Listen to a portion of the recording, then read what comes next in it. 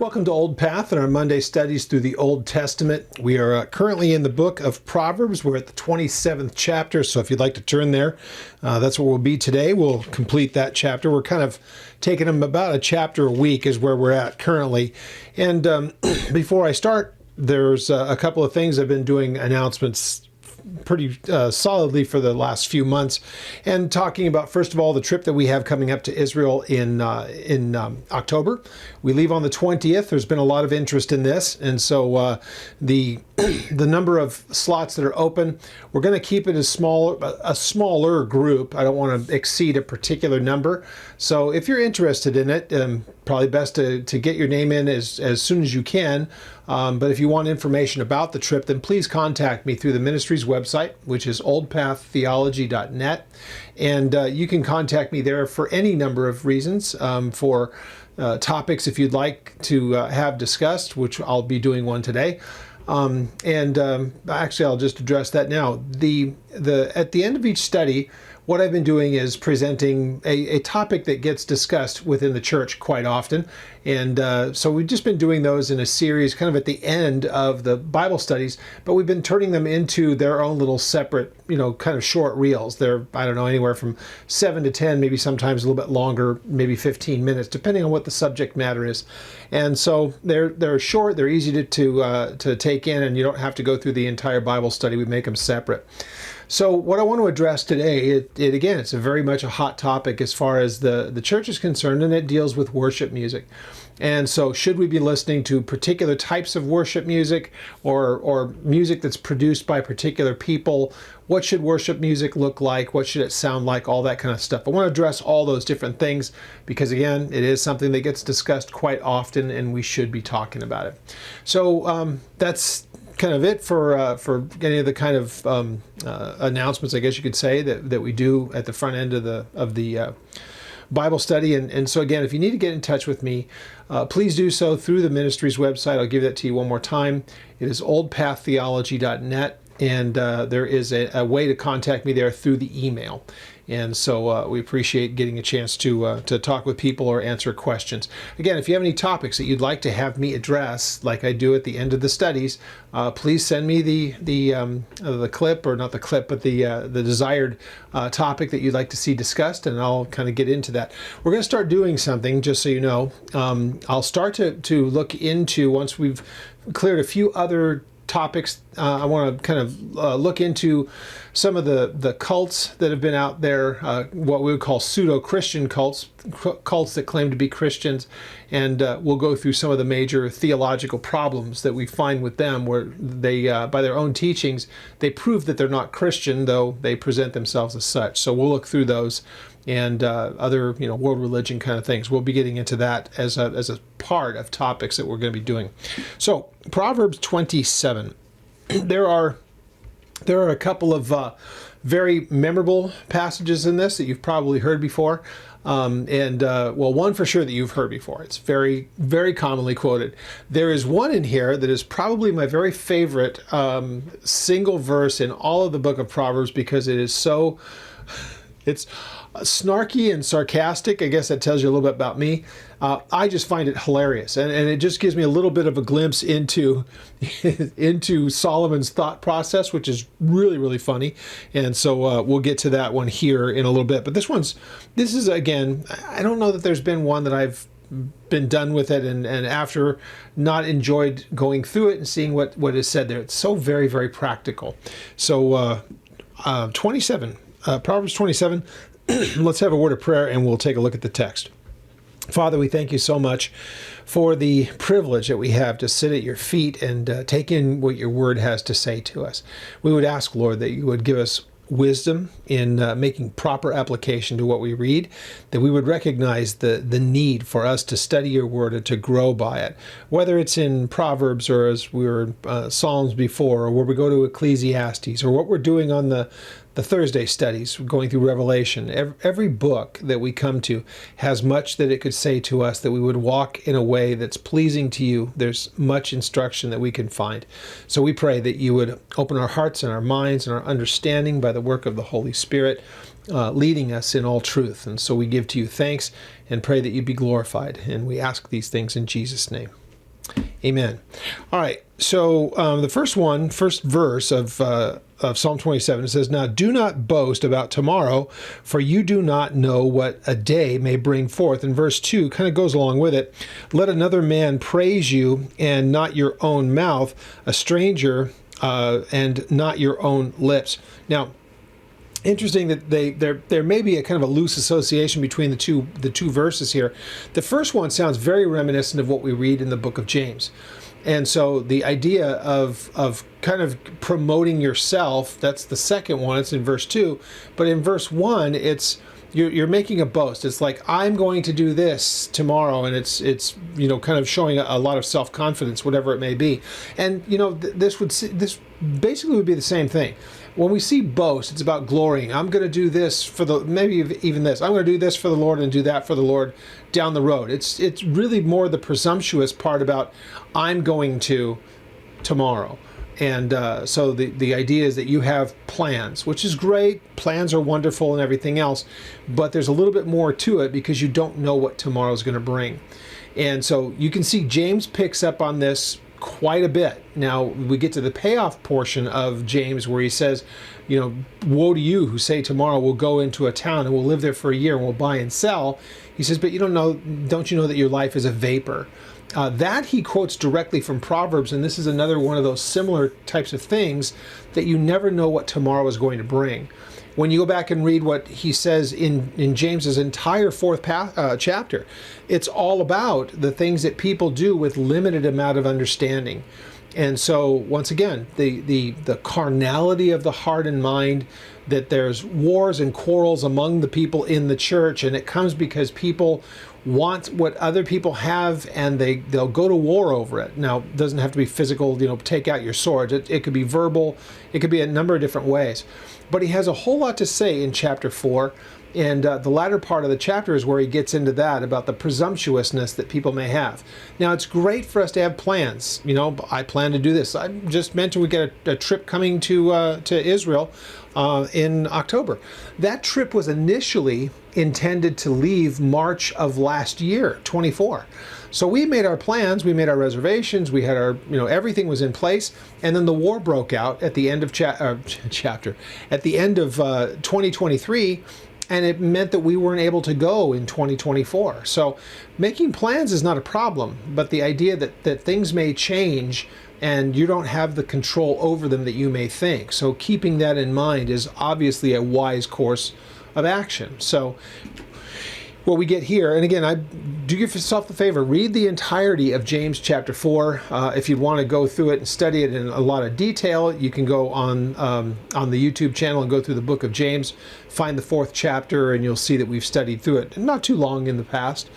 But he says here in 27 verse 1, do not boast about tomorrow, and here's why: because you do not know what the day may bring forth. So there's just no way to know. You can make your plans, but just realize that every single plan you ever make is contingent on whether you have tomorrow and if everything that you planned actually goes off as you expect. So that same idea of presumptuousness and all the rest of it kind of goes into this idea of also self-promotion.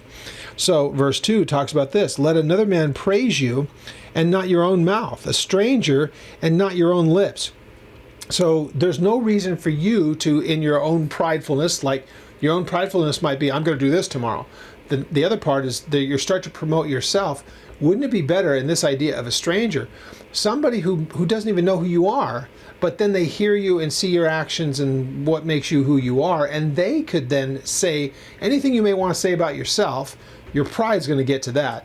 It's better that you live a type of a life and say the kind of things that you say that's backed up by the evidence of your life, and let somebody else sing your praises, if you will, rather than you do it for yourself. Because one is just boasting in its pridefulness.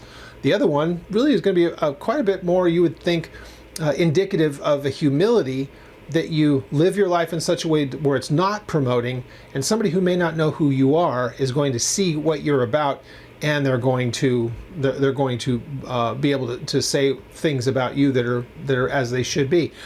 Think about what Jesus talks about in the Beatitudes at the last of the ones, when it talks about persecuting. So he talks about that that you're supposed to do the things that God would be pleased with, and that they might see your good works and glorify Him.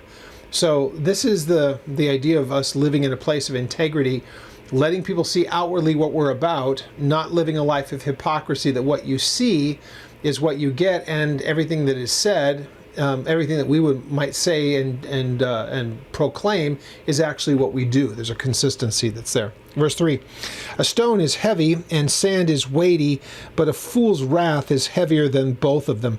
And again, he's just talking about the foolishness, how it just has its own gravity, if you will. And a rock, heavy to pick up, same thing with sand. But a fool, the idea of weighing down, and that you can't really hold it up, you can't bear it up. A person's foolishness, their actions are going to be a crushing force, like a stone or like sand would be. Verse 4, wrath is cruel, and anger is a torrent or a river or overflowing. But who then is able to stand before jealousy? And jealousy would be envy here, same kind of a thing. So look at the three things that are mentioned: wrath, anger, and jealousy. Those are the three negative attributes. So he says this, but wrath is cruel, or it's shown in its cruelty, and anger, it just comes in like a flood. It's an overflowing kind of a thing.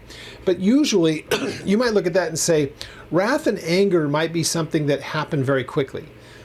A series of events take place, wrath and anger, that stuff might happen, and you don't put any real thought into it. As far as envy is concerned, that's much different. And envy can lead to wrath and anger easily. But envy is something that you can have just kind of percolating in your mind for hours, days, weeks, months, years. You could be envious of someone, and it's a deliberate thing. It's always, it's always kind of, as I say, percolating in your mind. You're always thinking about it. Whereas wrath and anger can sometimes be much more immediate. It happens and then it subsides. But envy is kind of more of an ongoing thing. And again, it's kind of just human nature. So looking at what somebody else has and coveting it for yourself. Verse 5, open rebuke is better than love, which is carefully concealed. There's a couple of ways that this is looked at, but it probably fits best this way. It would be better to confront a person face to face. Doesn't necessarily mean that it needs to be vocal for everyone to be able to hear, but it would be better if you had something you wanted to say to somebody. And we've heard this excuse a lot of times from people. You can't correct somebody because that's not a loving thing to do. Well, if it's a loving thing, it's kind of, you're concealing what really should be said to them out of just your excuse, is that, well, love wouldn't have me confront them on this thing. Well, an open rebuke is potentially going to have the effect of causing a change. But if you will never speak, then there's no way that any of this stuff could ever get looked at, and it could never be corrected. So it's better to do this openly. Sorry about that edit. I had, again, it's a little bit of a scratchy throat, much better than last week. And by the way, there were some people who commented on the YouTube channel and expressed their concern and told me that they're praying for me and for my voice and all of it. So thank you very much. It's also pollen season here, apparently in Texas, and this goes along with allergies from what I understand. So enough of that. Verse 6 of Proverbs 27, faithful are the wounds of a friend, but the kisses of an enemy are deceitful. Now, this idea of wounds from a friend, it's not that they've done harm to you, but going with the open rebuke, kind of the same type of a thing. The people, if they've done something that maybe it hurts your heart, but it was said in a way of necessity. It was important that they said these things. It's different than a person who might come to you and feign love and care for you and, lavish you with kisses and all that, the frequency of it, and that it's just kind of an ongoing type of a thing where there's no sincerity to it. So once again, the one that comes to mind is Judas. So he comes and he kisses Jesus, not in a way of greeting, but it was a way of identifying. And so it was a very insincere kind of a thing, and that's kind of the same thing that's here. There might be something that you would say to somebody that could be, it might hurt their heart a little bit, but it's necessary. It was a good thing for them to hear. It's correction, whatever the case may be. You only tell them that because you care for them and for their spiritual well-being. different than a person with a complete lack of sincerity who tries to come off as sincere and the kisses on the cheek and all the rest of it, but they don't really care. So it's the way he's done a couple of them already in these verses, where it shows that there is the thing that might be good and beneficial and sincere. It might be a little painful for a time, but it's better than the pretense of somebody trying to act in a particular way, but their heart's definitely not in it. Same kind of a thing, and you can make so many applications from that passage. So in verse 7, a satisfied soul loathes honeycomb, but to a hungry soul, every bitter thing is sweet. And yeah, this goes to kind of the heart of kind of human nature. If you're not hungry, and if you're completely satisfied with everything, even that which might be pleasant, it's like, I don't need that. That's fine. As opposed to the person who has nothing and they find themselves destitute, they don't have the honeycomb. They'll take even what's bitter because they have nothing. So it's that idea of abundance versus lack, and the contentment versus the lack of contentment, that mentality of, yeah, I don't have need of anything, I've got plenty, as opposed to the person who might not have anything and they would savor whatever they could find. So it's that idea of having and not. So in verse 7, like a bird that wanders from its nest is a man who wanders from his place. So if you're catching the analogy here, this idea of leaving the safety of what is a familiar place to you. And there's a few ways that people have looked at this, and what is he really trying to get to? What's he really trying to convey here to us? So in a spiritual sense, we could see it, but it doesn't really give the impression that he's trying to speak about it in a spiritual sense. This really kind of looks like with location. And it would make a lot of sense to people who might be a part of the nation of Israel. And the people that lived there were of like mind. You're the children of Israel. You're the sons of Abraham. And so the idea of wandering away and being outside of that means that you put yourself in what is a potential precarious situation. Like a bird that won't stay around the nest and goes flying off, very possibly could get caught. The fowler's nest or net that we hear about all the time, or the predatory birds that might go after it. That idea of never leaving the safe confines of what is a place that's your home. And if you make the spiritual application to it, the idea of never wandering off in a spiritual sense, though I don't know that that's really where he was going with this, but the application works the same way. So spiritually, the idea of staying close to that place of safety, what is your home, and not wandering off. So in verse 9, ointment and perfume delight the heart, and the sweetness of a man's friend gives delight by hearty counsel. And the hearty counsel is, these are all the things that would be pleasant, not only to the senses, but really kind of to the heart.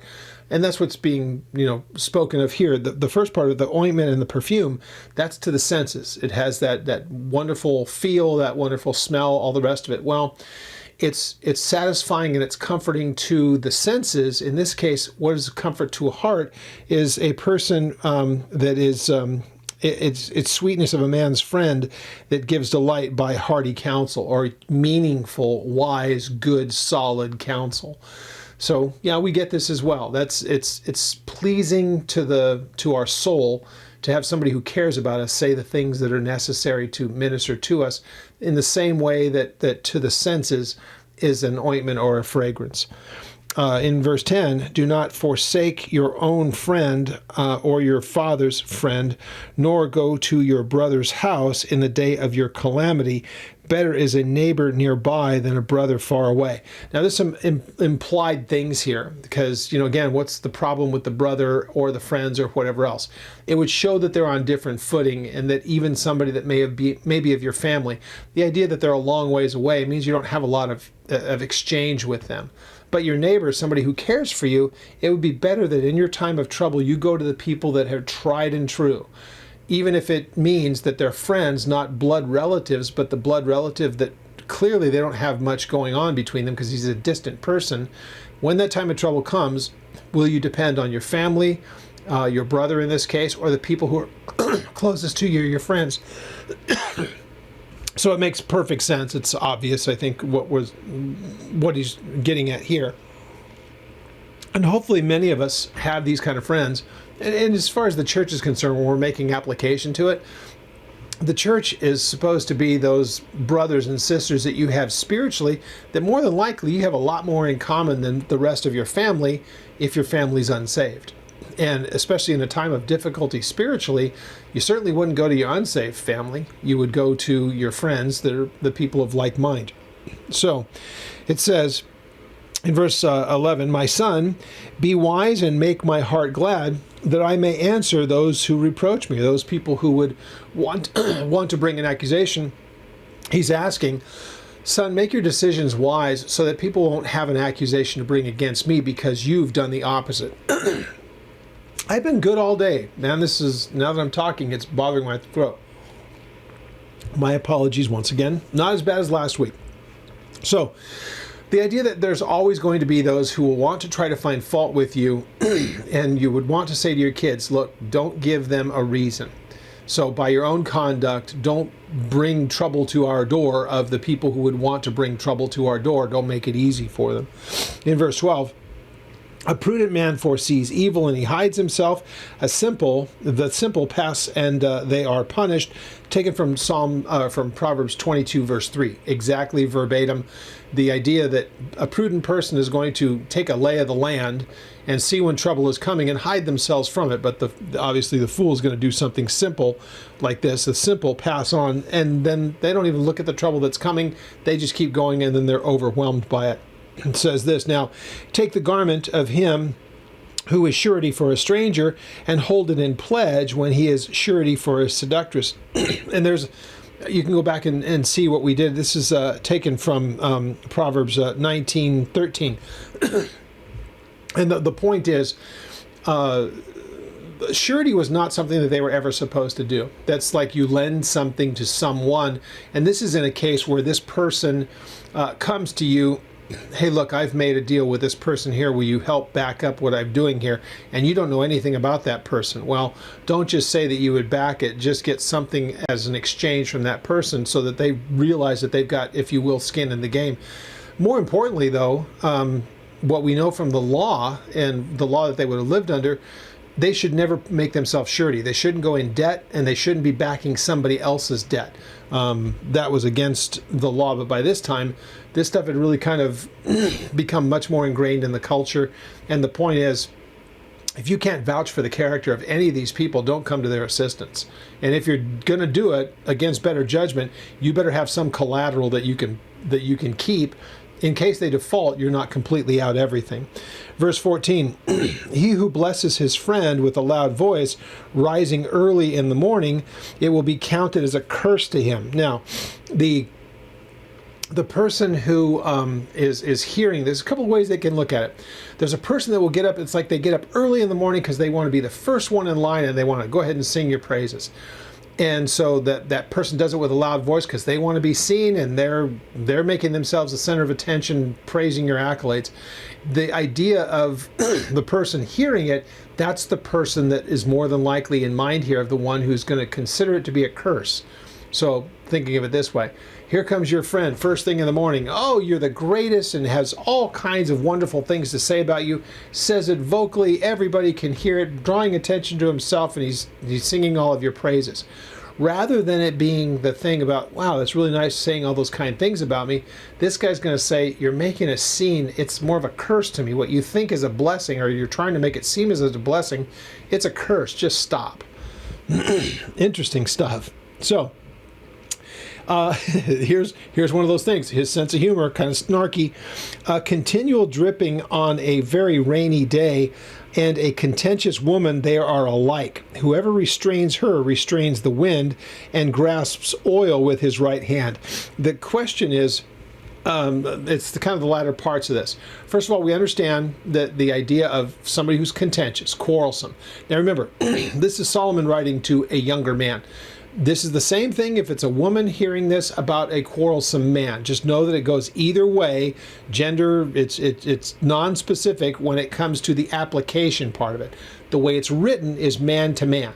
So it's like consider the woman that you might be marrying down the road or having something to do with a person like that. Just know that if she's contentious, always looking to argue, there's quarrels that are always a part of it. It's like he says, a continual dripping on a rainy day or a contentious woman are alike. So the idea that it's always a quarrel, it's as annoying as being in a room when there's a rainstorm going outside and your roof is leaking and it's leaking on you. And he says this, now whoever restrains her restrains the wind, which you can't. That's the point. So if you think that you can restrain her, you got a better chance restraining the wind, or the second part of what he says here, and grasps oil with his right hand. Two ways that this is viewed. It's like you have a better chance of restraining the wind or trying to grasp oil in your hand than to keep her from being contentious. The other part of this, the other way that it's looked at about the oil in the hand, it could also be translated as ointment.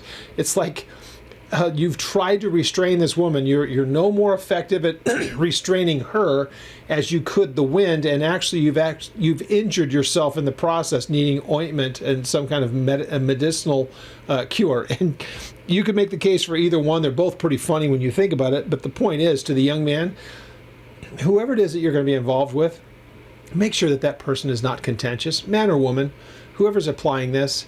If you find a person that's very much prone to argument, prone to arguing and getting into a verbal fight over things that seemingly don't make any sense, there's no reason for them, where there's smoke, there is fire. And that's his point here. You got better chance of restraining the wind. Or if you want to look at the first of the two options on the second part, it's like trying to grasp oil in your hand. So as soon as you try to hold it, it's going to slip right out. So again, pretty funny.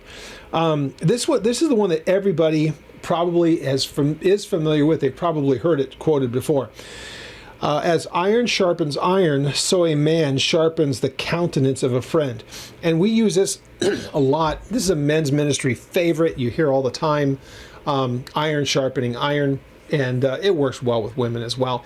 But we've watched this. If we're around church setting and we get around our brothers and sisters around the church, you know that this works that particular way. If these are people that you interact with whom you enjoy interacting and doing ministry with and seeing and talking to, and just seeing them face to face, it has that effect of like when you want to sharpen a tool. The best way to do it is to sharpen it by being around something that's also made of iron. So a file, if you will, if you want to file down your weapon, your sword, whatever it may be, iron sharpening iron, same thing here. When it's a person that is of like mind, the idea that you would up against one another, the idea of keeping yourself sharp, and the fact of when you see that person, your face, it shows on your face. I'm so glad that that person's here. You kind of light up and you just love being around them. There's a camaraderie, there's a friendship. It's satisfying to the heart and to the soul. So it is. Iron sharpens iron. So seeing people face to face with whom you have that exchange and love what you do with them, and that they're brothers or sisters in the faith, that sharpening, and it even shows on the face. It shows in the countenance. Now, it says, whoever keeps the fig tree will eat of its fruit, so he who waits on his master will also be honored. So the idea that it's a matter of faithfulness. If you're going to have something like a fig tree and you'll tend to that, then there's going to be fruit from it. It's going to sustain you. It'll be fruitful to you. So the same thing. There's a benefit to somebody who even works for, or somebody who is considered here the master, you're the servant, whatever that relationship may be. It's the same kind of thing. So he who waits on his master will be honored. When the master sees that the person who serves him well, and again, this is not like slavery. This is more thinking in the sense of the person. If we're going to try to find a straight across on this, again, remember this is written 3,000 years ago. If we're trying to find the equivalent of it, it's like my employer. And if I'm waiting upon, and that's not like he's gone somewhere, I'm waiting for him.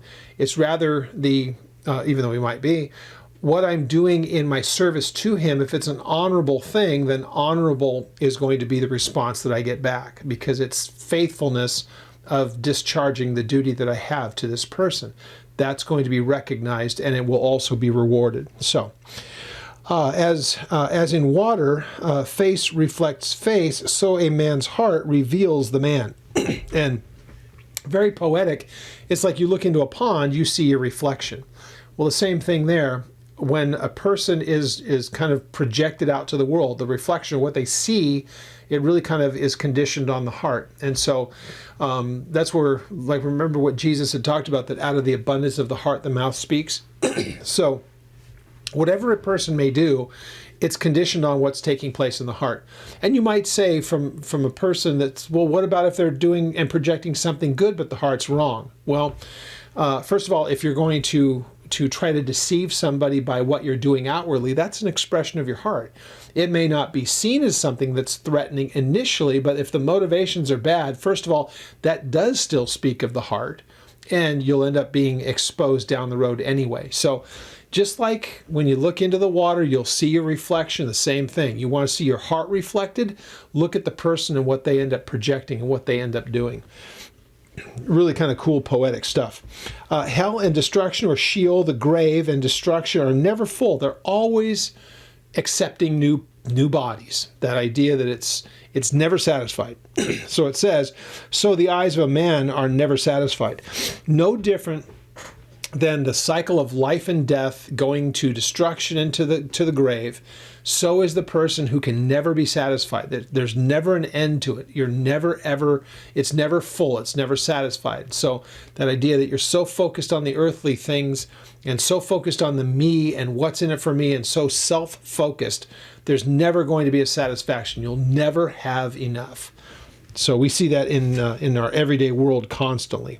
The refining pot is for silver and the furnace for gold, and a man is valued by what others say of him. So when you're thinking about the silver and gold, the precious metals, they are put through the crucible. They're melted down and all of the impurities raise up to the top and they're stripped off, and what you have remaining is pure.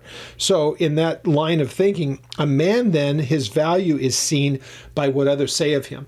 If you want to know something about a person, you can strip away all of the pretense that they might put up. Go ask somebody who knows him best what that person's like. That's the stripping away. In the same way you would strip away all the impurities of metals, you want to strip away all of the impurities of pretense and whatever a person might try to put out there.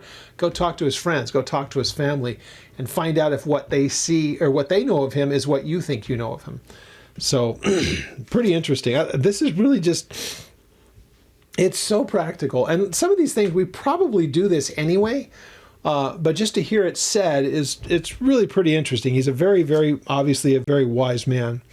Now, here it is, verse 22. Simply from a comedy point of view, genuinely one of the funniest visuals I've ever seen. And so I think of it this way, because I quote this a lot. He's trying to get an idea of the idea of foolishness in a person who like, see, it's like that's their everyday thing. Everything that they do is foolish. It's not well thought out. It's folly. It's just a complete mess. So a person that's like that all the time, you just think, what could I do to separate them from that? And so here Solomon thinks, what's the best way you can separate things or reduce them down to their smallest components? Well, he says, again, the visual of this is just stinking funny. Though you grind a fool in a mortar and pestle along with grain, with crushed grain, yet his foolishness will not depart from him. So you could grind that dude down to just powder, and his foolishness is so ingrained, there's no way to separate those two things out. It's just such a great visual. It's hilarious. And, you might not think it's funny. I do. I think it's great. You look at a foolish person, you go, man, there isn't a process on the planet that I can remove that man's foolishness from him. The only way that you'd ever see that happen is if that person who is foolish quits being foolish because they put their trust in the God who can demonstrate to them what their foolishness is and heal them of it and make them new. That could be the fix. But you're never going to do it by sticking them in. You know what a mortar and pestle is, right? That's the little in Mexican food we refer to them as molcajetes, and so those are just the stone bowls with the stone grinding part. So it's where you grind those things down. They make them much cleaner and nicer. They make them out of marble and they're very smooth. The ones that I'm used to are more volcanic rock. So they're basalt and they're very porous. So I just think about grinding somebody up like that. I don't care how hard you grind it, you're never going to separate their foolishness. That's just brilliant. All right, verse 23. He says, now be diligent to know the state of your flocks and attend to your herds, for riches are not forever, nor does a crown endure to all generations. And that second part of that is that tending to something that will take care of your needs and making sure that it's in place down the road, because you never know what tomorrow is going to be. It's very similar to the way that this passage or this chapter kind of began that way. So it's like, have a backup plan, if you will, because you never know what today is, but have you made provision for tomorrow? So remember, the provision for tomorrow in the first part of the chapter was like, you don't know what you got for tomorrow. That idea still, though, because this is like the balance to it. Have everything in place that if something's taken from you today, that you have something to take care of you after that. So the idea of you could expand it to flocks and to, all the different things, which he's going to actually say in these last 3 verses that are kind of along the same lines. But it's, how do you balance those two things? Do I make every plan for tomorrow, but if those plans get messed up, I've got no backup plan? That's a problem. That's why he says you don't know if you have tomorrow. But does that mean that I make no plans? No, not at all. Make sure that you do have plans in the event that if tomorrow doesn't pan out, you're not flat-footed. You can still pick up where you need to go. So if you put those two thoughts together, be diligent to know the state of your flocks and attend to your herds, which is, again, how so many people made their existence, was that by the animals that they had that provided food for them, provided milk, provided all that, and provided a vehicle for trade. So make sure that you attend to that, because riches are not forever. Whatever you might have today, you may not have tomorrow. But if you've tended to your flocks and to your herds, they will be there, even if your riches may be gone for whatever reason in whatever else you're doing. That stuff could be over tomorrow. And of course, the second part, nor does a crown endure to all generations. So that can be your position that you might have, or even the people who are in charge, if you will, or who are in the place of governing. They might not be there tomorrow, and not the people who come in may not look favorably upon you. Think of what happened to the children of Israel when Pharaoh died after Joseph. The one who came in after him did not view the Jews favorably, and that led to their 400 years of bondage. So verses 25, 26, and 27 all work together, and it's this. When the hay is removed and the tender grass shows itself, and the herbs of the mountains are gathered in, the lambs will provide your clothing, and the goats the price of your field.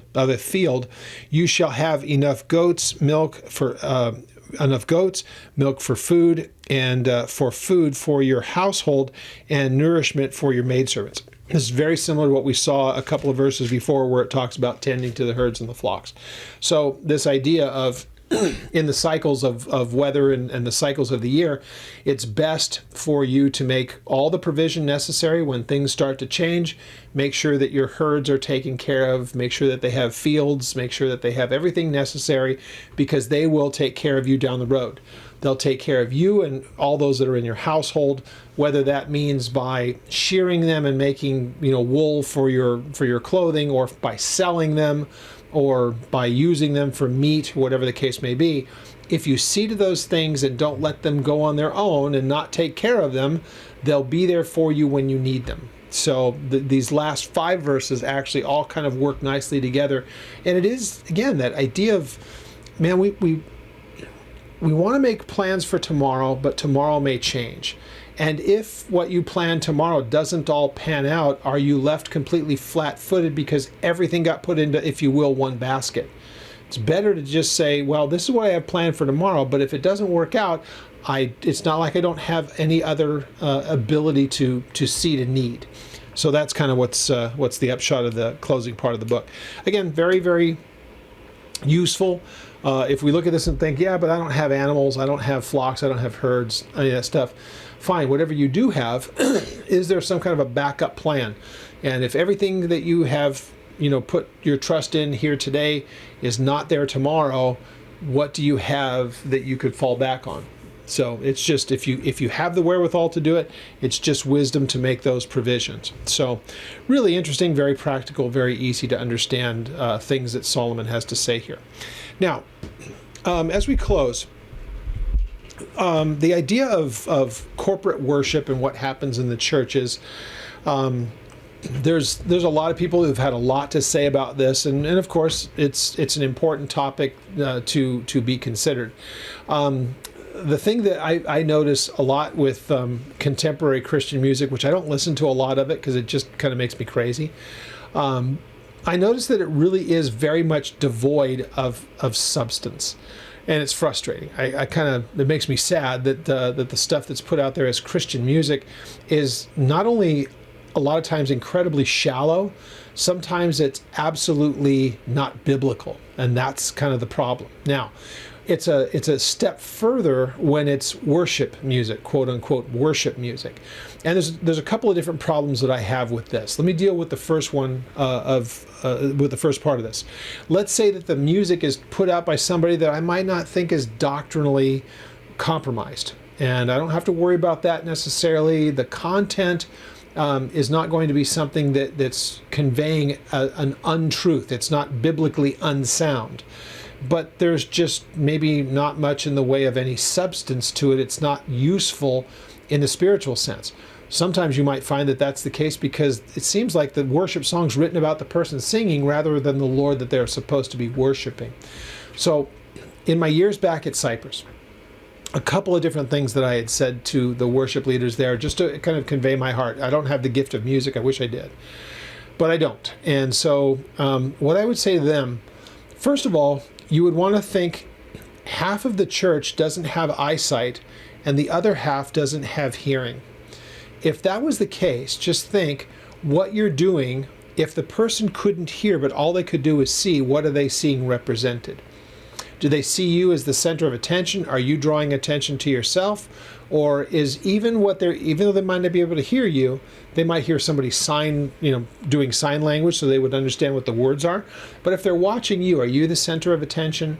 Or are your actions more pointing the way to the Lord in that sense?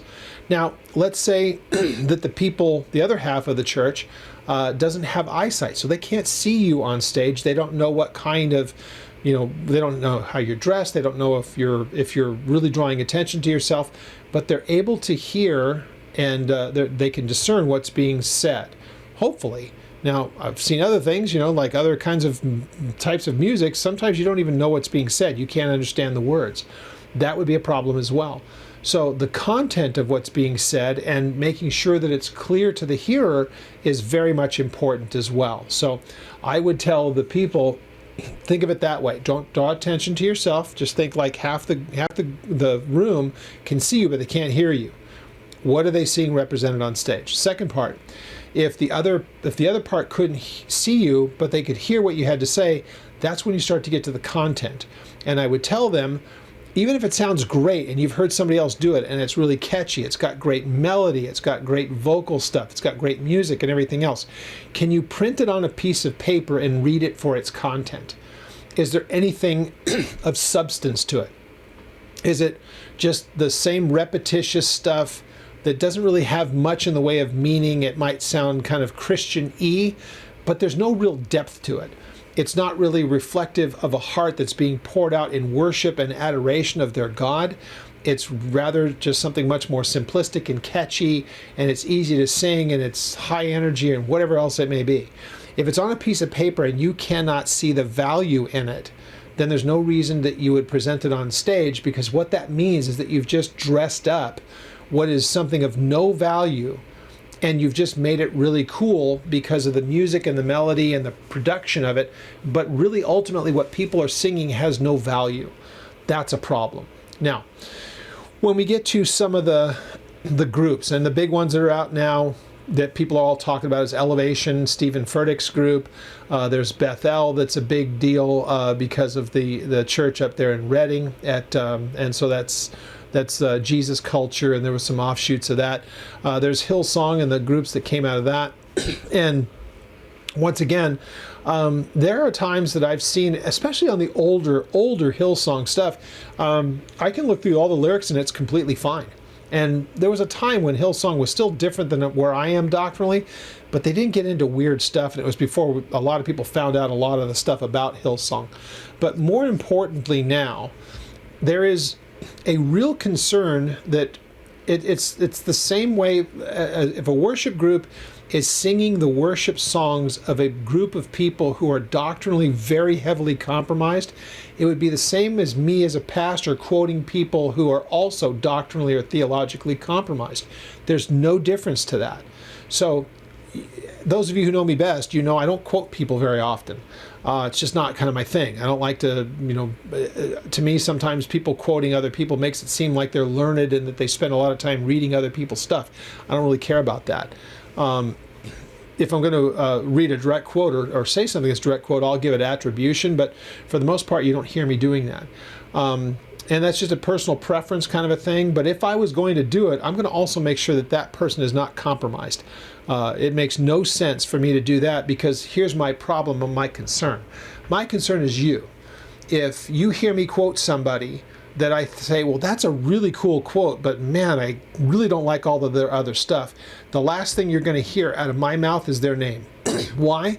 Because if you trust me to any extent, and then you think, well, he quoted that guy, he must be okay, and you start reading that person's stuff, you're going to run across the stuff that I had a problem with.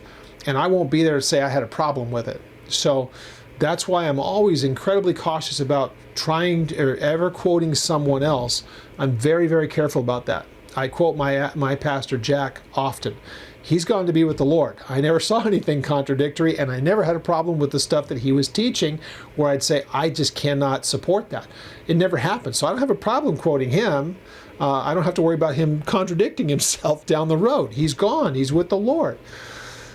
Well, so it is with music, and it should be the exact same standard there.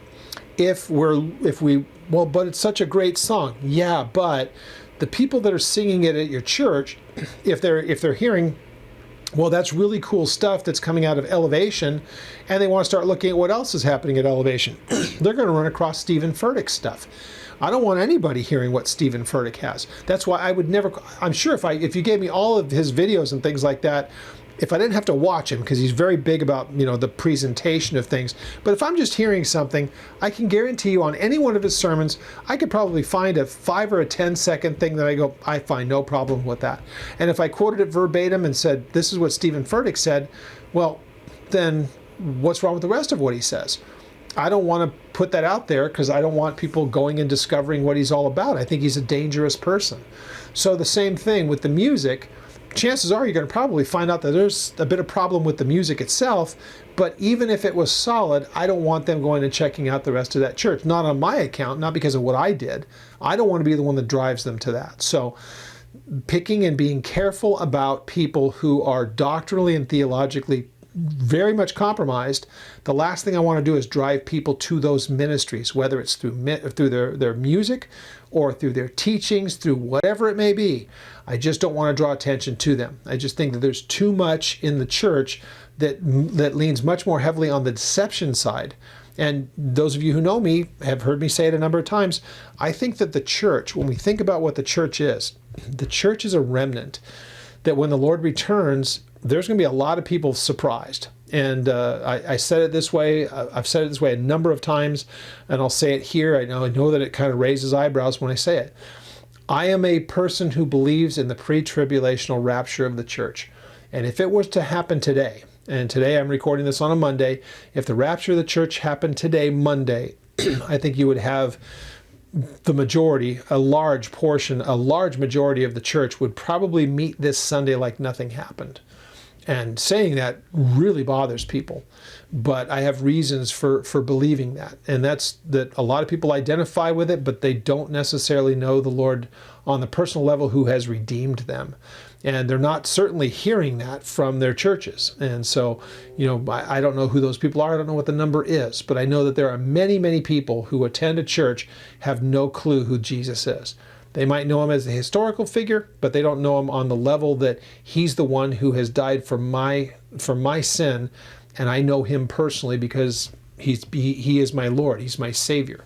So that idea that if that's not what's being spoken over the pulpit in that way of a direct relationship individual with their Creator and the Savior of their soul, if they're not hearing that over the pulpit, chances are it's definitely not going to be coming out in the music, because the people that are singing the music probably sit in the church. And if that church is not ministering truth, then they're going to be just as messed up. And remember, one last thing with this, I remember hearing Stephen Furtick once say about if you're coming here because you want me to spoon feed you Bible studies and then you can just get fat, go find another church, because that's not what we do here. He says, we're about evangelism. Well, great, then go out on the street, man, because the church is for the people who are already saved. And so if you're bringing people into the church to get them saved, then they're really not the church. You're just an entertainment place, assuming that you even preach an accurate gospel. The church is supposed to be for the assembly of the saints, where they are instructed for the work of the ministry, if we agree with what Ephesians has to say in chapter 5, verses 11 and 12. That's where the church is really, it's chapter 4, I'm sorry. But that's where the church gathers together, that they can be instructed and that we would grow together. That's what the early church looked like. The evangelism was happening outside the doors.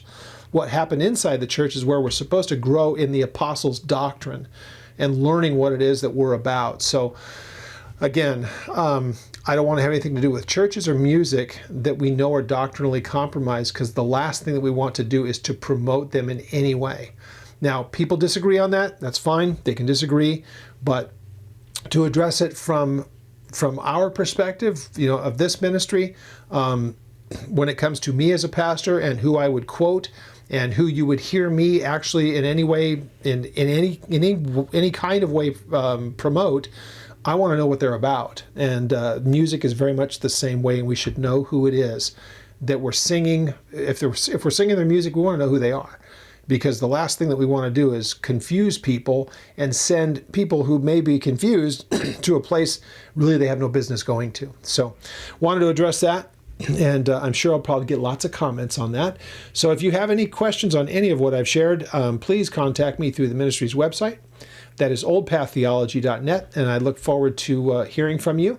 And join us this coming Thursday as we go through the book of Revelation. We will complete chapter 19 and get into chapter 20, but we start to get to what will be the Battle of Armageddon, is what it's referred to. And where does that take place? It's kind of a follow-up to one we had done, where we started to talk about it in chapter 16. But join us for that, and love sharing the word with you. If you have any questions, please contact me again through the website. There's an email link there, oldpaththeology.net, and I'll see you Thursday.